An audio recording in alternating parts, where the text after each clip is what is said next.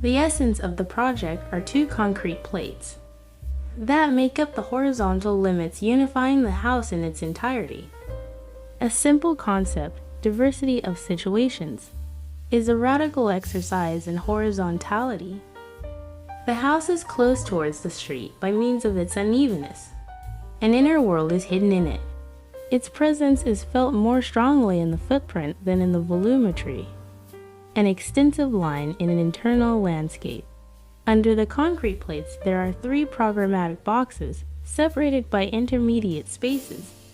The first corresponds to services and leisure, and the second to the social space is wrapped in a box with glass and with sliders that open to the outside space, forming a large space.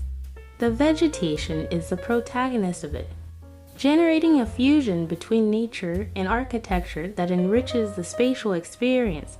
The exterior is entered into the interior, and the interior expands to the exterior, and the third with the rooms. They expand towards the patio. On the aesthetic level, two main materials can be appreciated: concrete and wood.